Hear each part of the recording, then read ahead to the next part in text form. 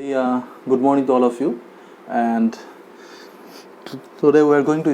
discuss a new chapter, and the name of the chapter is motion in a straight line. ঠিক আছে, তো আমি আজি নতুন চেপ্টাৰ এটা ষ্টাৰ্ট কৰিব বিচাৰিছোঁ আৰু কিন্তু এই চেপ্টাৰটোৰ আগত আমি কিছুমান মেথমেটিকেল টুল জানিব লাগিব আৰু সেইকাৰণে মই এটা ভিডিঅ' দিছিলোঁ যিটো ডিফাৰেঞ্চিয়েল কেলকুলাছ তাৰ বিষয়ে আমি ডিছকাছ কৰিছিলোঁ আৰু সেইটো বহুত ইম্পৰ্টেণ্ট, চ' তোমালোকে চাবা। তো motion in a straight line. তো first of all let's discuss what is the motion. Motion মানে কি এইটো আমি প্ৰথম চাব লাগিব। এতিয়া মোশন মানে তুমি খোজকাঢ়ি গৈ আছা, এখন গাড়ী গৈ আছে, এৰোপ্লেন গৈ আছে from one point to another point, all these are motions. এতিয়া তুমি যেতিয়া শুই আছা তেতিয়া তুমি কি লৈ আছা? উশাহ লৈ আছা, ৰেট লৈ আছা, হাৱাবোৰ তোমাৰ কি হৈ আছে? মুভ কৰি আছে। So' that is also' motion.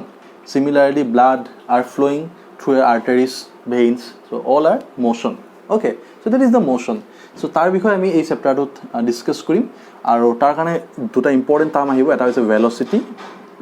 And এটা হৈছে এক্সিলাৰেশ্যন। এই দুটা টাৰ্ম আমি ডিছকাছ কৰিম খুব ধুনীয়াকৈ। Then what are the equations of motion সেইবিলাক আমি চাম, এণ্ড দেন ফাইনেলি আমি ডিছকাছ কৰিম ৰিলেটিভ ভেলচিটি। অ'কে, চ' এই চেপ্টাৰটোত বেচিকেলি এই বস্তুৱে, আৰু ইয়াত বহুত বেচিকেলি গ্ৰাফৰ সহায়ত আমি কিছুমান বস্তু এক্সপ্লেইন কৰিব ট্ৰাই কৰিম। So' graphical representation are very important, and graphical ৰিপ্ৰেজেণ্টেশ্যনবিলাক তোমাক বেছিকৈ কম্পিটিটিভ এক্সামতো আহে। চ' বেচিকেলি আমি কভাৰ কৰিম মানে মোশ্যন মানে কি, তো মোশ্যনৰ লগত কি কি টাৰ্মছবোৰ related, then velocity and acceleration, average velocity, relative velocity, instantaneous velocity, all this things will discuss, and finally we come to this point, this is called relative velocity. Okay, এতিয়া আমি ষ্টাৰ্ট কৰোঁ। তো প্ৰথমতে আমি চাব লাগিব যে মোশ্যনৰ ডেফিনেশ্যনটো কেনেকৈ দিব পাৰি, চাইণ্টিফিক মানে যিটো ডেফিনেশ্যন। মোশ্যনৰ ডেফিনেশ্যন কি? Change in position with time, change of position of an object with time. The object এটাৰ যদি পজিশ্যনটো চেঞ্জ হৈ থাকে টাইমৰ লগত, তেতিয়া কোৱা হয় যে সেই বস্তুটো কিহত আছে? মোশ্যনত আছে বুলি কোৱা হয়। Suppose there is an object like this a, after some time suppose is position is at this point. Okay, after some time again the position of this object is at this point. So that means this object is in motion. তাৰমানে এই বডিটো কি হৈছে? মোশ্যনত আছে। চ' সেইকাৰণে টাইমৰ লগত তাৰ যিটো পজিশ্যনটো কি হৈ আছে? চেঞ্জ হৈ আছে। এতিয়া বস্তু এটা আছে তোমাৰ কি হৈছে? ইয়াতে আছে, টাইম 0টো ইয়াতে আছিলে, টাইম 2 ছেকেণ্ডৰো ইয়াত আছে, টাইম 3 ছেকেণ্ডৰো ইয়াত আছে, টাইম 10 ছেকেণ্ডৰো ইয়াত আছে। So' that means the position is not changing with time. Okay, so' that means if position is not changing with time, that means the particle is at rest. যদি পজিশ্যনৰ লগত যিটো অবজেক্টটো যিটো টাইমৰ লগত যদি চেঞ্জ হৈ থকা নাই ইয়াৰ position, that means this object is in rest. এই অবজেক্টটো কিহত আছে? ৰেষ্টত আছে। আৰু যদি টাইমৰ লগত চেঞ্জ হৈ আছে তেতিয়া কি বুলি কোৱা হ'ব? তোমাৰ মোশ্যনত আছে বুলি কোৱা হয়। So' that is the scientific definition of motion, that is change in position of an object with time. Okay, now how to define a position of an object. The object এটাৰ কেনেকৈ তুমি পজিশ্যন ডিফাইন কৰিবা। আৰু ইয়াত যিবোৰ আমি object ধৰিছোঁ বহুত একদম স্মল অবজেক্ট, পাৰ্টিকল অবজেক্ট ধৰিছোঁ, যিবোৰ স্মল পাৰ্টিকল। চ' ছাপ'জ তুমি এটা to define the position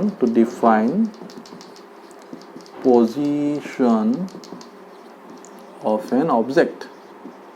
তো কি কৰিব লাগিব আমি? তাৰ কাৰণে আমাৰ কি আছে? 3টা কোঅৰ্ডিনেট থাকিব লাগিব। এইটো এটা সাপোজ আমি পজিশ্যন ডিফাইন কৰিম, this is like this, x axis, y axis, z axis. So' 3 dimension concept. So' এই 3টা কোঅৰ্ডিনেট, অ'কে, এই 3টা কোঅৰ্ডিনেটৰ যিটো পইণ্টৰ সৈতে ইণ্টাৰচেক্ট কৰে, the point at which this 3 coordinates are intersect, that point is called the origin or reference point. That is called, this point is called reference point. Okay, it's called reference point. Now suppose you are going to define the position of an object. তো কোনটো অবজেক্টটো কোনটো পজিশ্যনত আছে তাৰ কাৰণে আমি কেনেকৈ define কৰিম? ইয়াত ডিফাইন কৰিম। ছাপ'জ এইটো এটা অবজেক্ট এইটো পইণ্টত আছে, ঠিক আছে। ইয়াৰ কিবা এটা কোঅৰ্ডিনেট হ'ব, তো এক্স ৱাই জেড, 3 ডাইমেনশ্যনেল কনচেপ্টত চাইছোঁ। ইয়াত 2 ডাইমেনশ্যন দেখা পাইছা তুমি, এনে 3 ডাইমেনশ্যনেল বস্তু x Y Z. So' this is the position of an object. এতিয়া কি হয়? এই অবজেক্টটোৰ পজিশ্যনটো চেঞ্জ হৈ আছে নেকি? ছাপ'জ ফাৰ্ষ্টতে তোমাৰ এই পইণ্টত আছিলে, এই পইণ্টটোৰ পৰা গৈ কিনে বেলেগ পইণ্টত পালে, তো সেইটো চেক কৰিবলৈ আমি কি ইউজ কৰিম? এটা ক্লক ইউজ কৰিম। We have to use a clock. Okay, and তাৰমানে আমি এটা ক্লক এটা পজিশ্যন কৰিব লাগিব, and the clock with this coordinate system Okay, the coordinate system that is considered the clock tour লগত এই coordinate system to কি বুলি কোৱা হয় frame of reference. So this is called frame of reference. Okay, if this coordinate system constitute a clock, that is called the frame of reference. Okay, so suppose তোমাৰ বস্তু এটাৰ position তুমি define কৰি আছা, so এইটো অবজেক্টটোৰ যেটো position নাও টাইমৰ লগত কেনেকৈ চেঞ্জ হয় আমি গম পাম, তাৰ কাৰণে কি চাব লাগিব, ক্লকটো চাব লাগিব হয় নহয়, কিন্তু দেখিছোঁ যে এই বস্তুটো চেঞ্জেই হোৱা নাই, ইয়াতে আছে, that means this object is in rest. Okay, this particle is not in motion যদি it does not change with time. যদি the position of the particle is changing with any one coordinate, the position of the particle suppose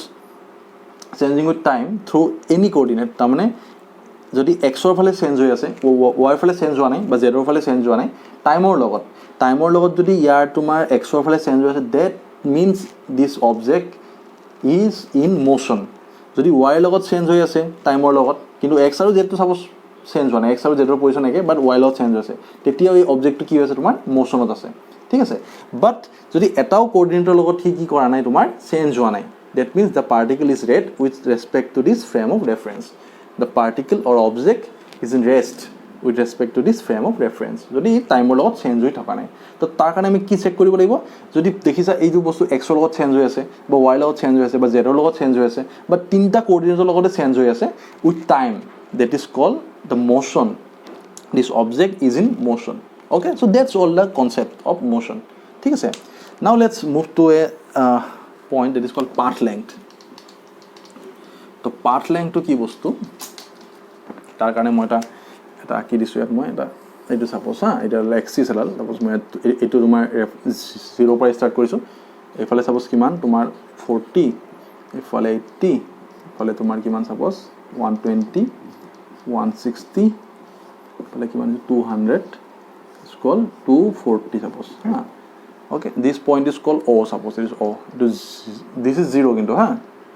and that is -40. এইফালে আছে কাৰণে -40 লিখিছোঁ, -80 লিখিছোঁ চাপ'জ এই ডাইৰেকশ্যনটোত.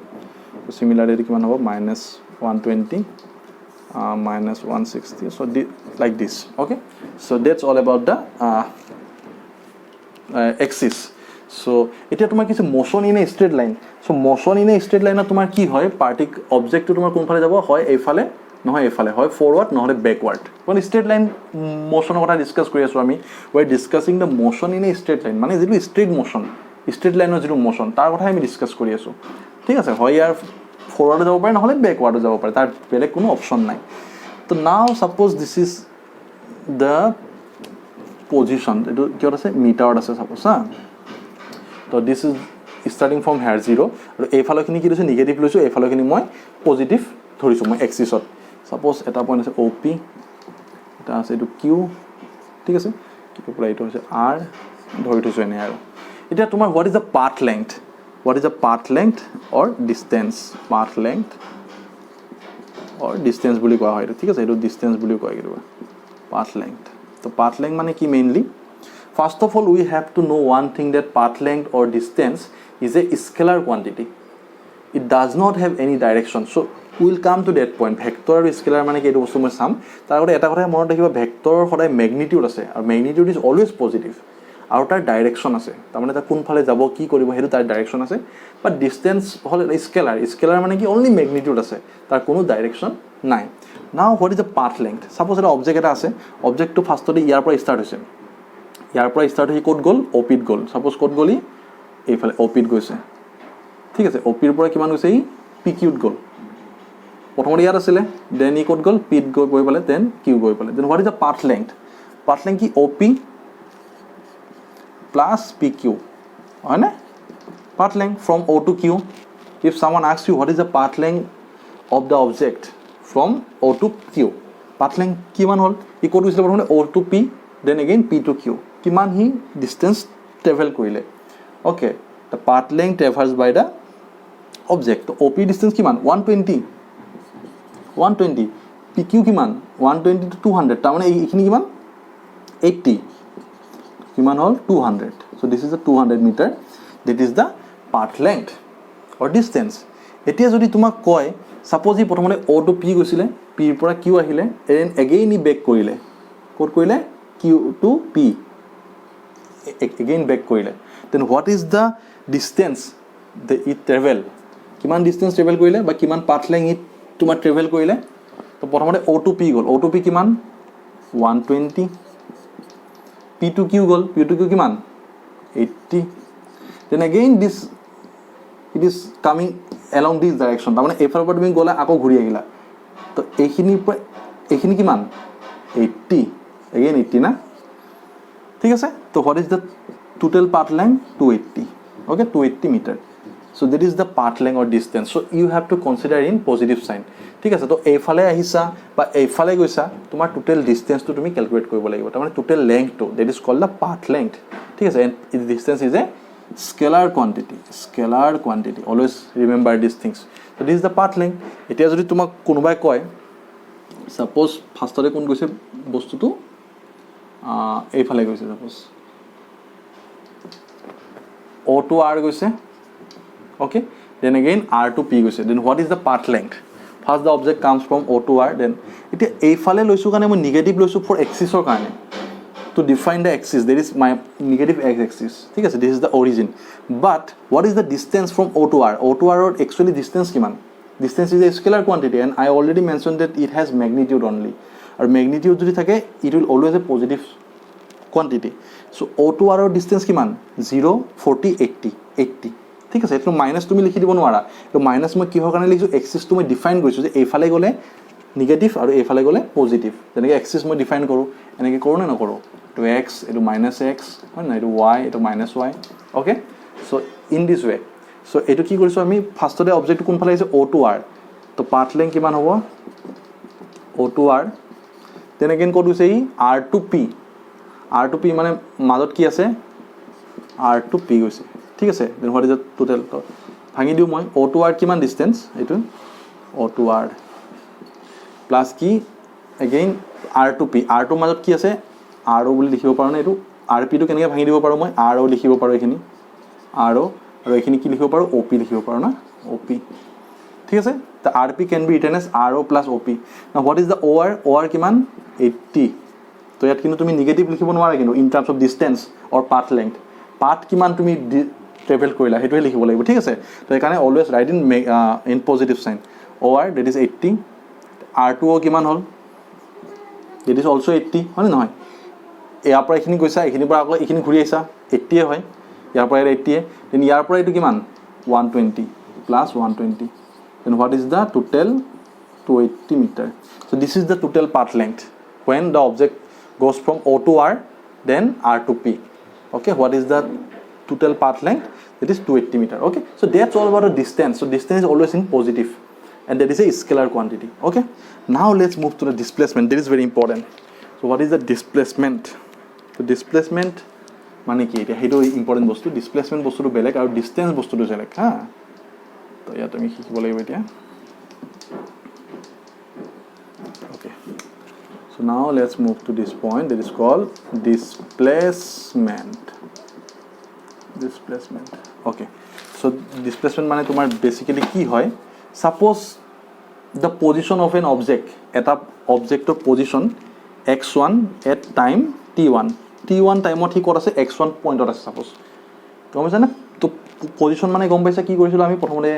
Define কৰিছো suppose the position to x1 suppose x axis ফালে গৈ আছে কাৰণে মই অকল x axis ধৰিছো ঠিক আছে straight line x1 the time t2 তাৰ যেটো পজিশনটো কিমান হৈ গল x2 হৈ গল তাৰ মানে কি তোমার t1 টাইমত x1 t1 মানে কি suppose 2 সেকেন্ড এনে ধৰি লৈছো মই 2 সেকেন্ডত ই x1 then 5 সেকেন্ডত ই x2 হেৰ t2 ধৰিছো মই হা ইয়াত তুমি সদায় ডাইৰেক্টলি আমি লিখিব নোৱাৰো 2 সেকেন্ড 5 সেকেন্ড সো আমি এটো ডিফাইন কৰিছো t1 সেকেন্ডত কিমান x1 t2 সেকেন্ডত কিমান x2 then what is the displacement the displacement মানে কি তোমাৰ বেসিক্যালি কি হয় del x এটো displacement x2 minus x1 this is the displacement okay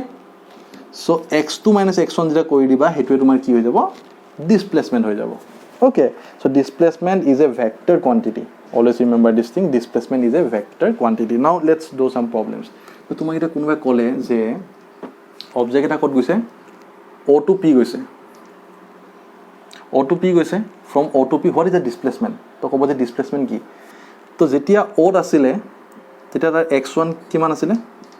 0 এটো 0 হয় p যেতিয়া পালে x2 কিমান হৈ গল তাৰ 120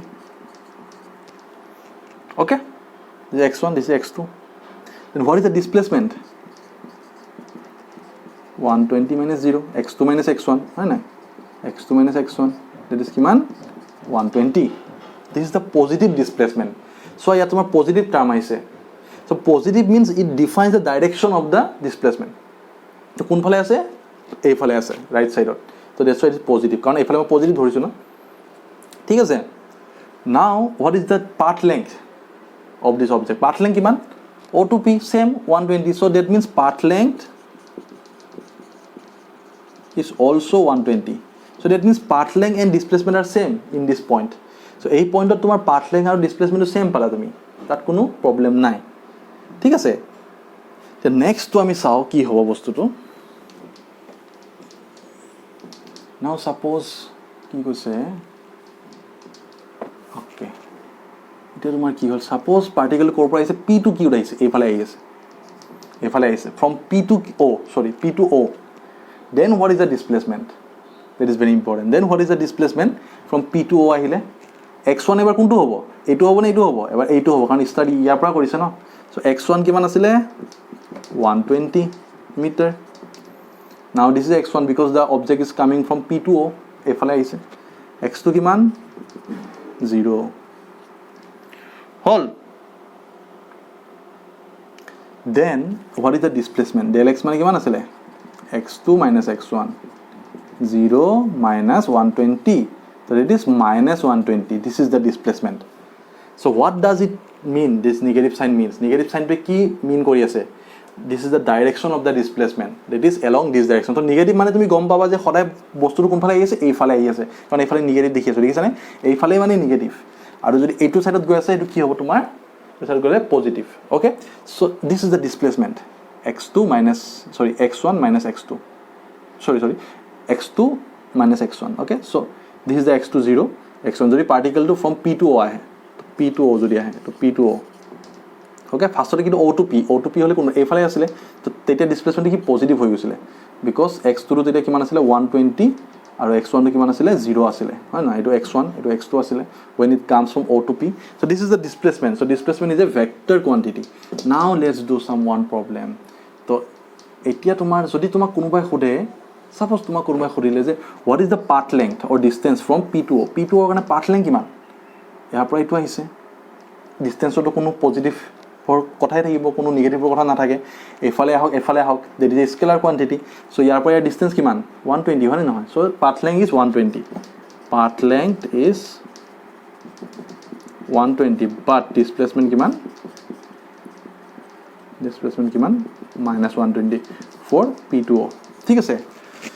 দেখিছা সেন্স তো তুমি গম পালা so path length is always positive but displacement is not always positive because there is a vector quantity now আৰু এটা কোৱেশ্চন এটা আছে ইয়াত তোমাৰ সাপোজ এটা বস্তু এটা গৈ আছে সাপোজ প্ৰথমতে কৈ গৈছে তোমাৰ o to q goal then again it comes back q to p আহিলে what is the displacement এটা very important suppose an object goes from o to q then again it comes from q to p what is the path length প্ৰথমতে path length to আমি চাও path length কিমান হ'ব path length মানে distance না কিমান distance travel কৰিলে o to p কিমান আছিল এখিনি 120 op then p to q গৈছে plus pq again q to p qp হৈছে তো op কিমান আছিল 120 pq কিমান হয় এখিনি 120 আৰু 200 তাৰ মানে 80 p to q to p কিমান again 80 তাৰ মানে কিমান 180 sorry 280 meter this is the distance okay so that's all about the distance now what is the displacement in this case so that is very important what is the displacement the displacement মই কেনেকৈ উলিয়াব প্ৰথমতে কৈ দিছে o to q then q to p directly মই লৈ যাম o to q direct লৈ যাম মই o পৰা যদি q ডাইৰেক্ট ধৰো মই o পৰা q লৈ ধৰিলে কোনটো আছিল তোমাৰ x1 a2 x2 a2 keep in mind these things তো displacement ওলাব লাগে from o to q then Q2P গৈছে না Q2P গৈছে what is the total displacement actually হা তাৰমানে কেনেকৈ উলিয়াম এতিয়া তুমি প্ৰথম O2Q ওৰ কিমান আছিলে 0 এইটো কিমান 200 তাৰমানে x2 minus x1 কিমান হ'ব এইটো x1 এইটো x2 200 minus 0 that is positive 200 আহিলে from O2Q কাৰণে positive 200 আহিলে ঠিক আছে that is from O2Q okay that is from O2Q positive OQ now then again it's reverse back so এইখিনি হল তোমাৰ O2Q কাৰণে কিমান ডিসপ্লেসমেন্ট পজিটিভ 200Q O2Q পৰা গৈ আকৌ Q2P ঘূৰি আহিছে নহয় Q2P তো Q2P মানে কি এবাৰ x1 কোনটো এইটো x1 এইটো কি x2 তো Q2P যেটা লিখিবা তুমি again Q2P ঘূৰি আহিছে না তো ইয়াত তোমাৰ again x2 minus x1 ইয়াত চেঞ্জ হৈ যাব কাৰণ Q2P মানে কি this is Q1 x1 means 200 minus 200 x2 means 120 ঠিক আছে so Q2P so x2 minus x1 so this is the x1 in this case and this is the x2 so 120 minus so that is minus 80 দেখিছা minus 80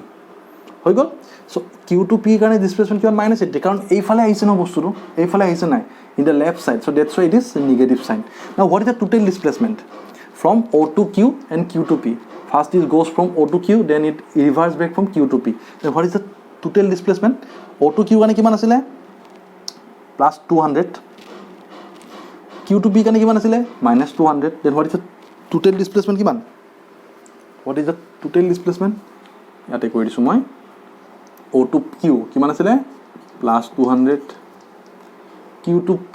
কিমান minus 80 so এইটো so total displacement কিমান 8 plus 180 okay so displacement is positive now that means the total displacement means along this direction কাৰণ তুমি এই ফালৰ পৰা এই ফালে গলা এই ফালৰ পৰা এই ফালে ঘূৰি আহিছা ঠিক আছে তো তোমাৰ কথাটো হল এতিয়া কি যে displacement can be positive or negative because there is a vector quantity but what was the total path length যেতিয়া O2Q গৈছিল আৰু Q2P আহিছিল path length কিমান আছিল মত পৰিছে নে তোমালোকৰ path length কিমান আছিল 280 meter so this is the path length this distance but what is the displacement কিমান হৈ গল plus 120 when it goes from O2Q and Q2P okay so displacement and distance are not always same because displacement is a vector quantity and distance is a scalar quantity okay so এইটোৱে তোমাৰ basic difference আৰু এটা মই বস্তু বুজাই দিছো এটা ভাল দৰে তোমাৰ ডিসপ্লেসমেন্ট আৰু ডিসটেন্সৰ সাপোজ এইটো এটা কি তোমাৰ এনেকুৱা এটা বস্তু আছে হা এইটো OPQR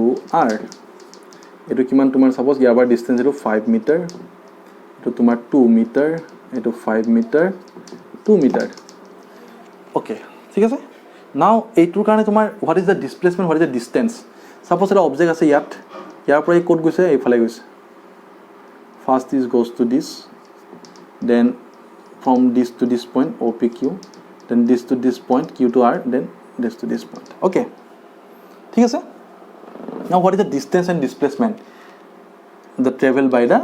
object প্ৰথমে ওৰ পৰা গৈ p পাইছিলে p পৰা q q পৰা r r to o distance কি হ'ব মানে path length প্ৰথমে কিমান op plus pq plus qr plus ro কিমান op কিমান 5 pq কিমান 2 qr কিমান 5 ro কিমান 2 so there is the 14 meter so there is the distance that is traveled by the object from O to P P to Q now what is the displacement কিমান হ'ব এতিয়া so displacement ত সদায় কি চাব লাগিব তুমি direction টো চাব লাগিব direction you have to check the direction because suppose if this is the origin if the particle goes here this is positive if goes this there is negative এফালে কি আহে নেগেটিভ আহে এটা পজিটিভ আহে উপৰ ফালে গলে কি ধৰিছে পজিটিভ ধৰিছে তলৰ ফালে গলে কি আহে নেগেটিভ ধৰে this is the displacement concept so এতিয়া তুমি সোৱা O2P যেটা গৈছিলে just check it O2P যেটা গৈছিলে তোমাৰ তো তেতিয়া তোমাৰ কি আছিল ডিসপ্লেসমেন্ট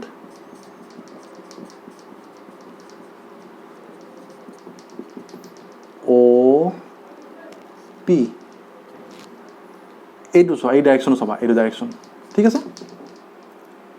দেন কি আছে তোমাৰ পি কিউ আছে অ'কে চ' ইয়াত মই পি কিউ লিখি থৈছোঁ ডিষ্টেঞ্চৰ নিজে লিখি থৈছোঁ P Q then again Q R মই লিখিছোঁ দেন এগেইন আৰ অ' লিখিছোঁ now in case of a displacement you have to check the direction তো তুমি চোৱা এইফালে কি অ' টু পি তাৰ মেগনিটিউডটো কি 5 magnitude is 5 but direction is along this এইফালে ডাইৰেকশ্যন ঠিক আছে Similarly, Q to R to me, sorry, Q to R, magnitude is 5, but you can see the magnitude is same for OP and QR. OP and QR are magnitude is same, but directions are opposite. তার কি OP এটো কি লিখিব লাগিব plus লিখিব নোৱাৰো at কি লিখিব লাগিব মই মাইনাস লিখিব লাগিব in case with displacement because OP টো এইফালে গৈছে ন এটো ডাইৰেকশ্যনত গৈছে অবজেক্টটো আৰু QR কাৰণে কোনফালে এইফালে আহি আছে মানে নহয় সো ইয়াত মই কি দিম মাইনাস লিখি দিম ঠিক আছে Is it clear? Okay. So নহলে আৰু এটা কাম কৰিব পাৰি তোমাৰ এটা কাম কৰিব পাৰি কি এটো যদি তুমি মাইনাস যদি নিলিখা তুমি এটা কাম কৰা বেসিক্যালি আমি কি কৰো আবা এইফালে 5 গৈ আছে না OP মানে কিমান এইটো 5 ধৰিছো মই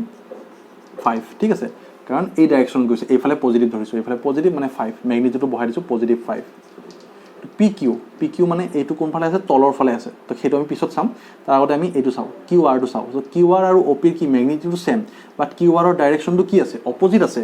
এইটো এইফালে আছে আৰু ইয়াৰ ডাইৰেকশ্যন কোনফালে এইফালে আছে সো QR ৰ জাগাত মই কি লিখিব পাৰিম -5 লিখিব লাগিব -5 ওকে সো -5 মই লিখিছো ঠিক আছে